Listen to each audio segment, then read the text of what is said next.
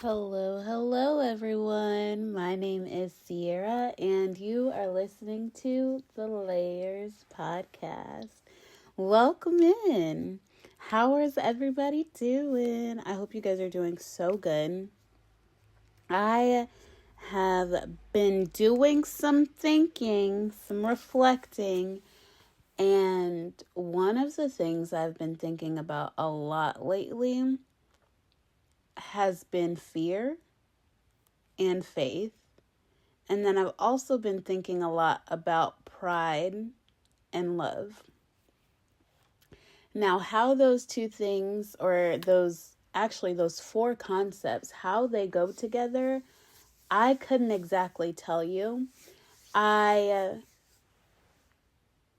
know that faith is the substance of things hoped for, right? Like that's what the Bible says. But one thing that I have been learning through my faith is that sometimes faith doesn't always look like what you think it does. And I say this because there are times where you will need to have enough faith to do what God has placed on your heart to do while trusting Him enough to see what the outcome will be and allowing Him to be the author of the outcome. That is one of the things that I've learned in my life. And so walking this out sometimes feels really difficult. You know, when I was younger, I could mess up in some areas and get back up. But now that I'm older and wiser, like I don't want to keep messing up in the same areas that once upon a time I had messed up in. And so trusting God to give you enough wisdom to carry out faith and to walk in faith, and knowing that because His word says it in the Bible, He can and will keep you from falling. Then the goal is to walk out your life knowing that God will steer you and guide you in right directions whenever it's needed. Trust Him if it works, and to trust Him if it doesn't. And that can be such a big and emotional place to be, right? Or at least for me, it was emotional. I don't know if it is for everybody else, but I know I struggled with my emotions there. There was this sermon I was listening to a while ago, and the pastor was preaching, and he said, "You had enough faith to jump, but did you have enough faith in the fall?" And I listened to that. I was like, wait, read that back, because what are you saying to me? And what he was honestly getting at is that sometimes you will have an inkling that God is pushing you in a certain direction. And while you are walking or moving in that direction, things might start to get shaky. And it might start to look it might start to look like everything around you is happening and nothing looks like it's coming together or that it's working out correctly. Or the old saying that everything looks like it's going left. And your faith has to be big enough to carry you through it. This is something I didn't realize, that when all of the old people were talking, and when I say old, I don't mean like 40s and 50s. I mean like somebody in their 80s or their 70s or their 90s, when they are sharing about their life experiences, a lot of them share from this perspective of faith where they took a step and they did something, and maybe they weren't 100% sure how it was going to work out, but they knew God had showed them something, and so they hit the button to pursue. And that is what it means to walk and to live your life by faith. Because sometimes faith will call you out of your comfort zone into these dimensions of life that maybe you or nobody around you has ever experienced before, or that is nobody around you is fully aware of. And it's almost like God is putting you in this new place, this new arena, and he's telling you, just keep trusting me. And the difficult part about that is that sometimes you might experience fear, right? Because fear is unknown, fear because sometimes what you're looking at is so much bigger than you, and you're like, Lord. And in the Bible, it just reminds me of how he was constantly talking to Joshua. Once they crossed over, he would tell him, trust me, be very courageous. Go and do not fear. Do not fear, for I am the Lord your God. Go and be very courageous. Trust me. And God is like constantly reassuring. I don't know about y'all, but I do know for myself, some reassurance is definitely necessary. Not because of insecurity, but reassurance just reminds you that God is with you, and he is with you wherever you go. And I need that. I do. And then there's this other element, or this other piece of life where I've thought about, I'm actually going to rephrase how I said it, because the first time I said it, I was like pride and then love. I'm going to phrase it love and then pride. I asked a friend of mine recently, I was talking to him, and I was just like, how do you see pride show up in men and women? Or like, what's your definition of pride? And he explained his viewpoint to me, which was really good insight. But from there, I have just been taking a deep dive, because it's something that I've been learning about. And as I've been learning about it, I've been very open to the fact that, one, I don't want it, because that's the same thing that made Satan fall from heaven. I don't want that. But I also wanted to learn, like, what is it? Because I was one of those people out here, like, I don't have pride. I'm not a prideful person. And God started showing me otherwise. And one of the elements that my friend brought up was the part of pride that a lot of us don't always readily discuss, but the feeling of not feeling, or the emotion of not feeling sufficient, not feeling like you're good enough. And the fact that that is pride, because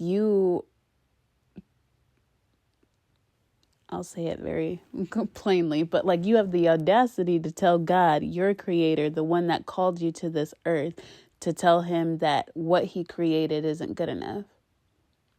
As if you could create something better, and as if his process and his tools aren't good enough.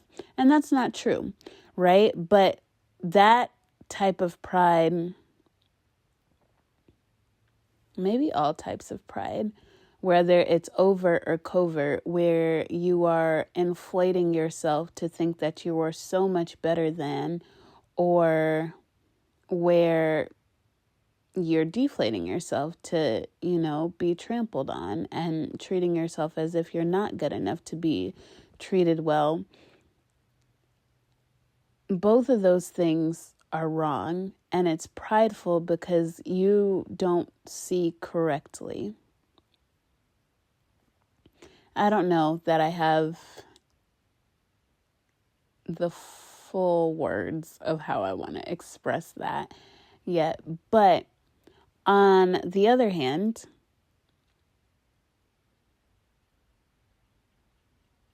I think about love. And a lot of people might say, what does love have to do with pride? Love is the thing that gets rid of pride. And love gets rid of pride because love is the exact opposite of pride. Love knows what it is, what it came to do. Love won't dwell with pride, but love will show its face to pride. So the Bible tells us that it tells us what faith is, and it says faith is the substance of things hoped for and the evidence of things not seen. The Bible also tells us what love is. It says that love is patient, love is kind, it does not envy, it is not boastful, it is not self-serving, it is long-suffering. Let me make sure I get the scripture right for y'all, because I do not want to be held responsible for giving out wrong information.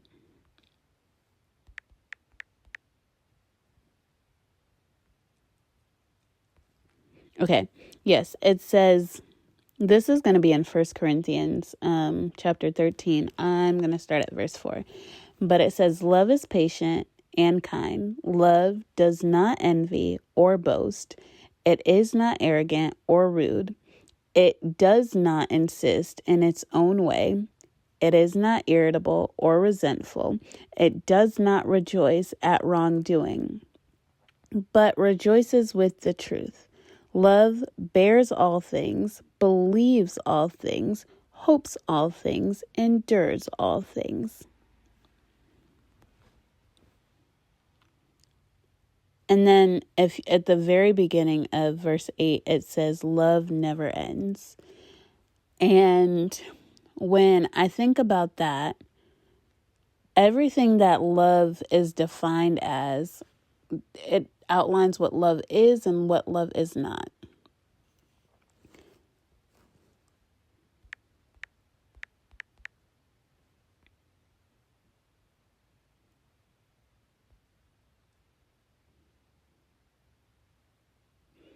The Bible, at least to my understanding, does not explicitly say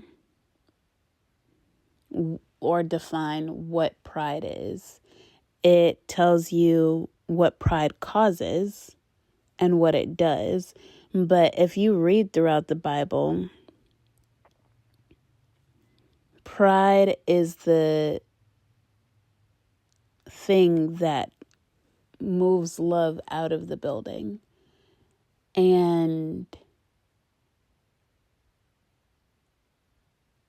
I had to think about the areas of my life where maybe I've been acting in pride and shame and I didn't realize it. And so one way that it showed up for me was not asking for help when I needed help. And I had to learn to reach out for help, because what pride did was it pushed me into a place of feeling isolated or like I'm alone, and then made me think that I could do it all by myself or I could handle it all by myself. And there was no love coming in. And we are humans. We are made for love. We are made to love. We're made to receive love. We're made to give love. We are made of love. And so whenever pride comes in, it really teaches you the opposite of that. And it just got me thinking a little bit more. And I'm like, well, where does it come from? Why do we have it? Why do people fall into the trap of pride? And what is it? And the truth is that pride is based in insecurity. And it's based in not really understanding that we as people have limitations. And in those limitations, there will be a community of people that can surround you to support you and that they will be able to help you and you will be able to help them. It teaches you a lot about community, which is honestly something that I think that we are struggling with right now in this day and age, is understanding the value of family and understanding the value of community. Part of that came from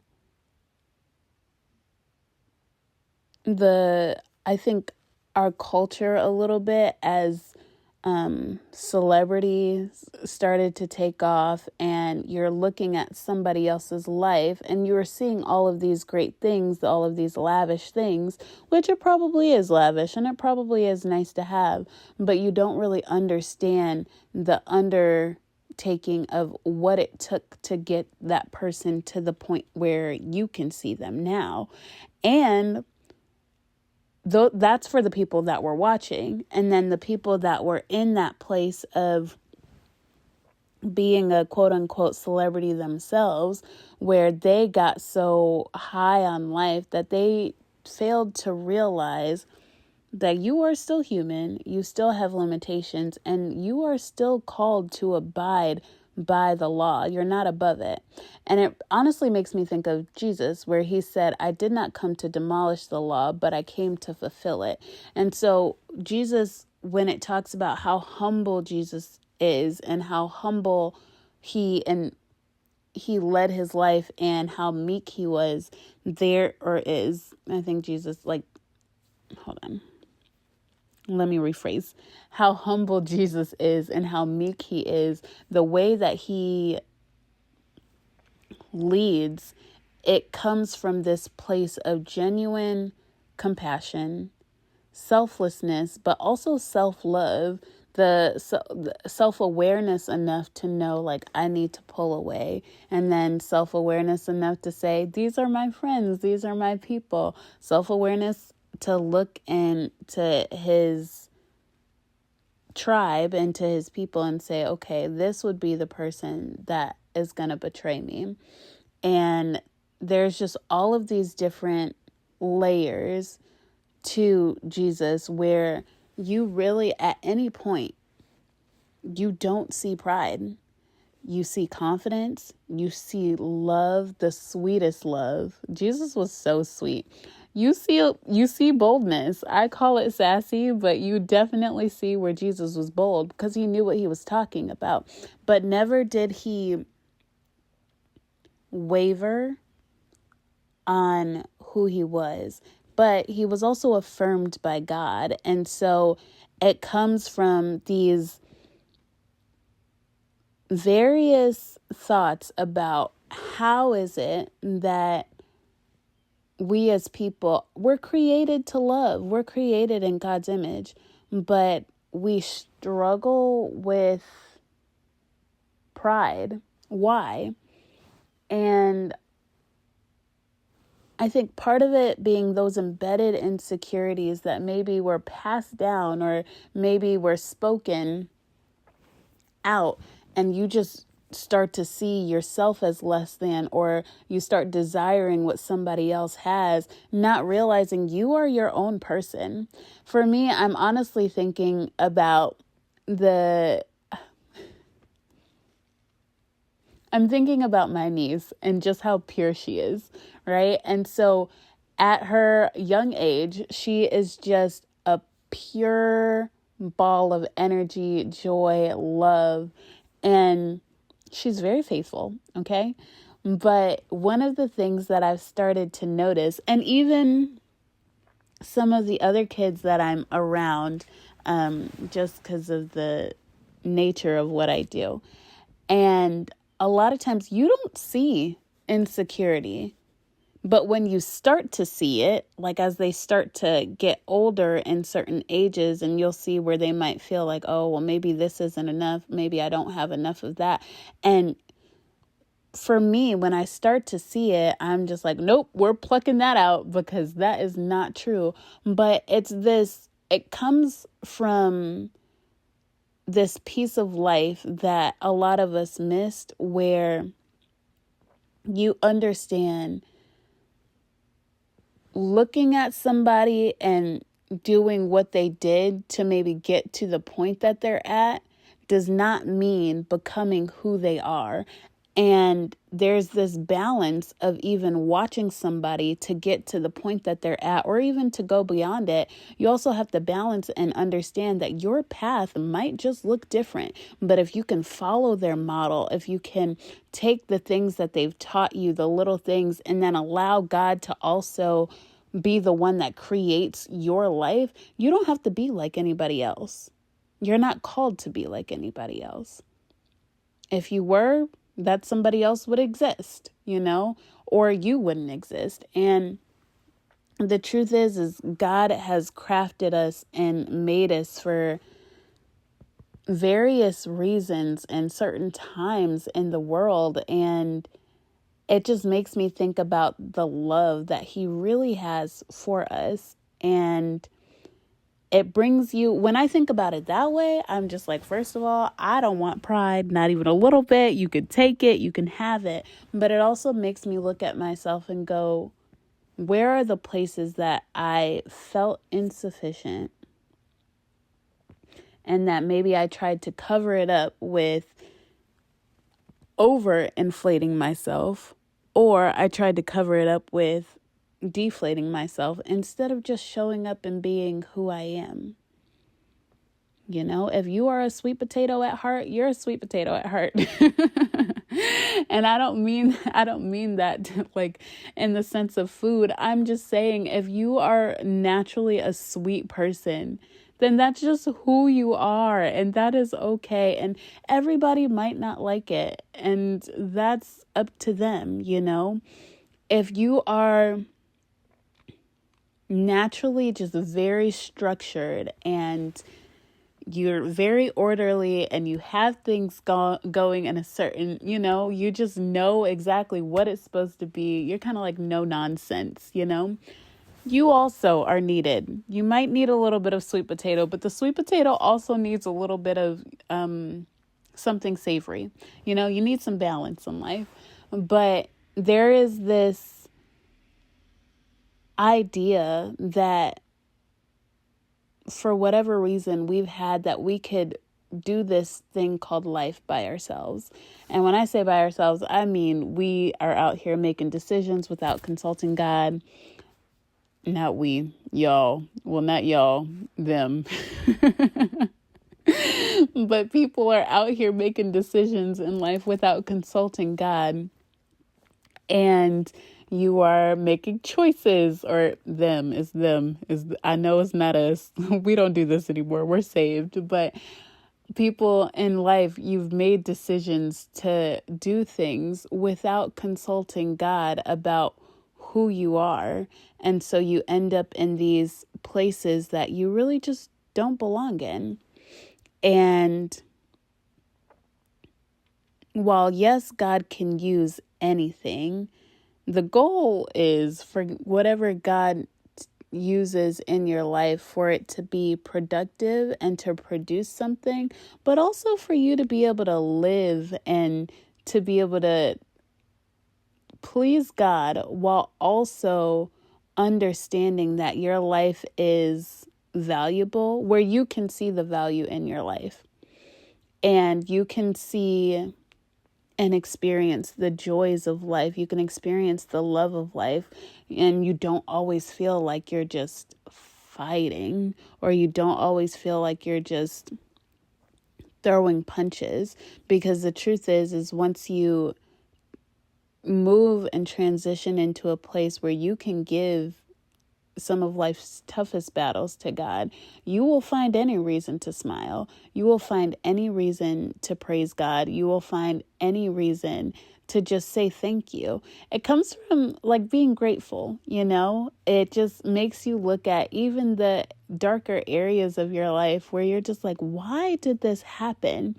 You find a sense of like, oh my God, I'm so grateful because it brought me to this place, or I'm so grateful because God shielded me and I had no idea. Or you just become grateful because you have so much that you maybe don't even realize that you have, while you're sitting here comparing yourself to this person that might have millions of dollars, but you don't realize that the person next door to you doesn't have half the things that you have. And it's not to get into a place of comparison. It's just to be grateful for what you have and what you were given. I think about this often because I grew up with two sisters, and I remember we had a basement, and the basement was full of toys. Like, that was the kids' domain, okay? Either we were in the basement or we were outside growing up. But my sisters and I had this one side of the basement that was just full of toys. We had every dollhouse, every Bratz doll you could think of, so much stuff. Like, we'd get stuff for Christmas and my mom wouldn't even put some of it out. She'd be like, no. Like, we'd get it. And I'm pretty sure she was probably the one that brought it. But she'd get it, and then we weren't able to open everything. But there were some things that she just saved, or some boxes or toys that she would just remove. And we had so much that we didn't even realize it. Now that I'm older, I know, I did not grow up rich. Okay? I did not grow up wealthy, well, yes, I did. I grew up wealthy in the sense of having more than enough in what I needed. But I didn't grow up like a rich girl. I had friends that had way more than I did. I had people around me that oftentimes had more than I did. Hold on, now I have to...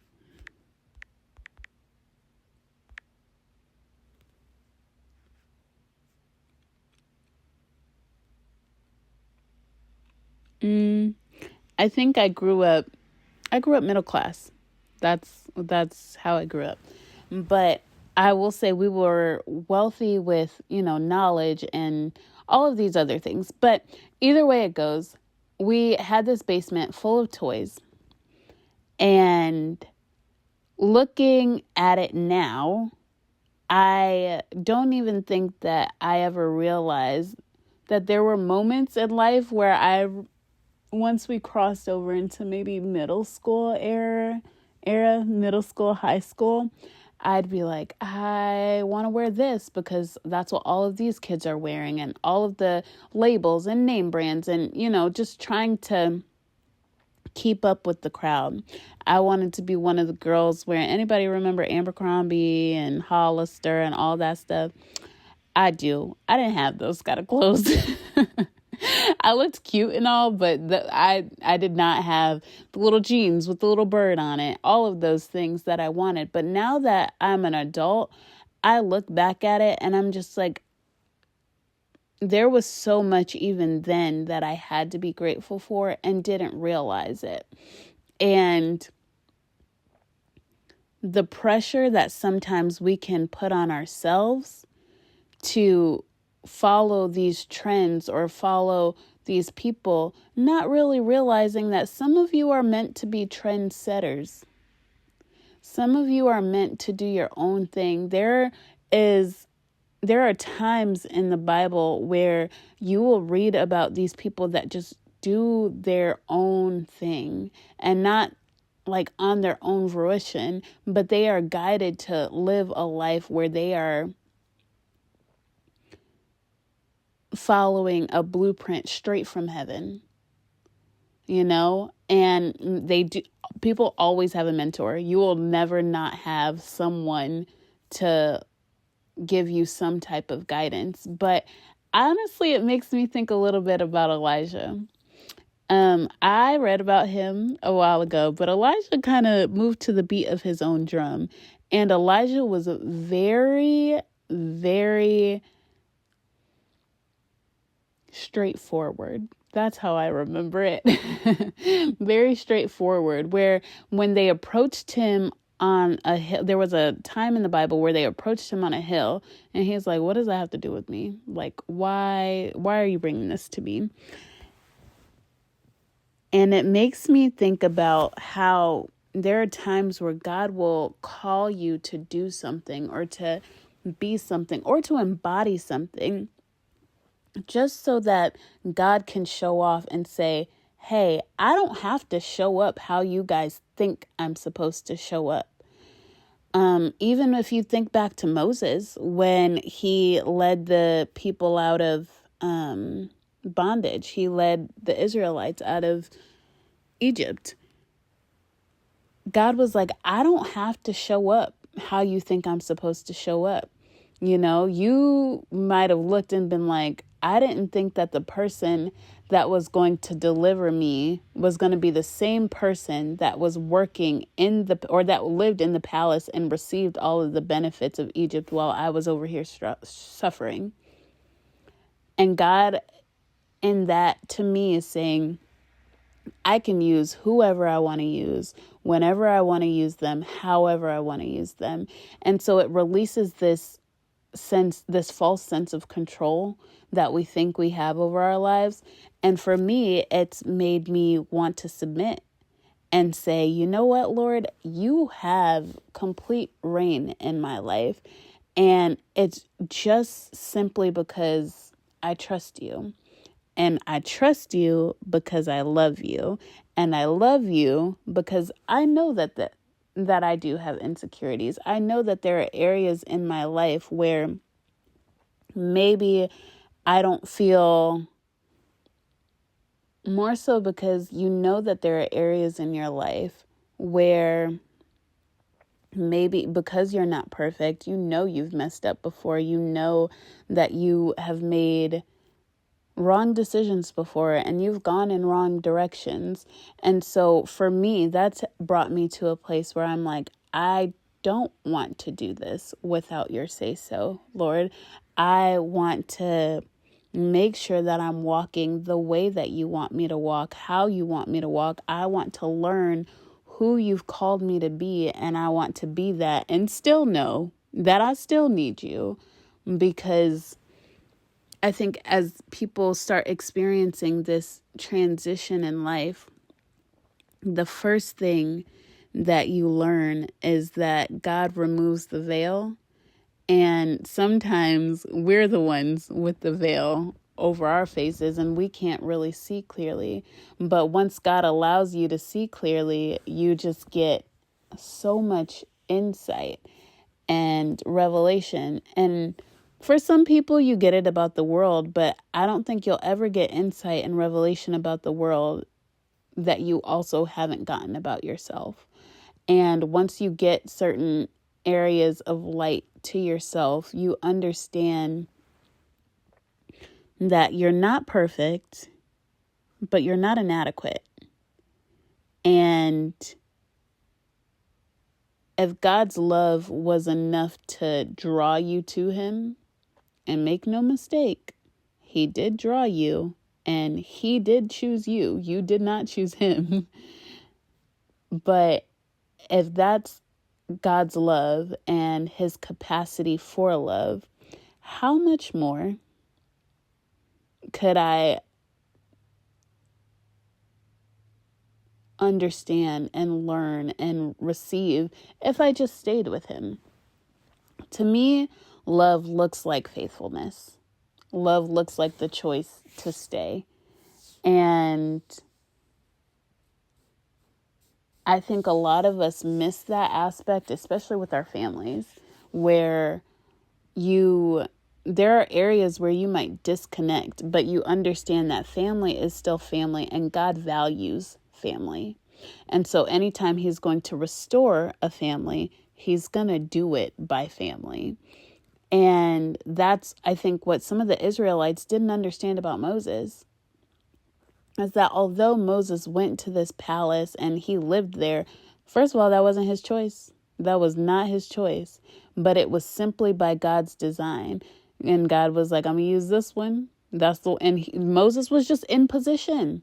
He was in position enough to speak the language of the Egyptians and to know the pain of the Israelites, and to have the wisdom, God-given wisdom, to just know, okay, this is what God expects, and this is what God wants. And this is what God hates, and this is what God loves, and God loved his people Israel all of them. He loved them. And so don't ever forget that you are loved by God and your purpose, whether your purpose is to follow or if your purpose is to lead. At any point, that could change and shift in life. And our goal as people is just to surrender to God. I know probably many of you have heard this, but I think I'm just starting to come into a deep understanding of what it means when people say God can only use you to the level of your surrender, because what you're not willing to surrender are the places that God's like, I can't get to that. And if I'm going to be able to use you, then I'm going to need full reign. Because when God gets a hold of you, he starts cleaning things and he starts cleaning some stuff up, whether it's wrong doctrine or wrong thinking. It could be idolatry. It could be so many things. I personally didn't realize that there was a time in my life where I had an idol and I put it above God. And I didn't know. I had no idea until God showed me, and I was like, oh no, I'm so sorry. I didn't know that's what I was doing.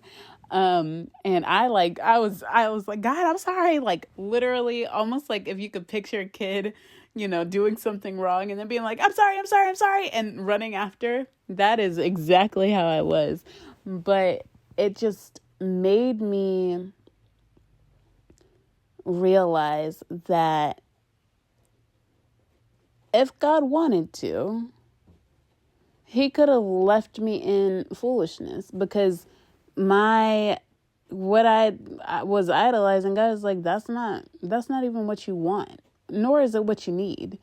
And so when you think about surrender and you are talking to someone that struggled with it, but when you think about surrender, consider the ways that God could really just start cleaning up some areas of your life.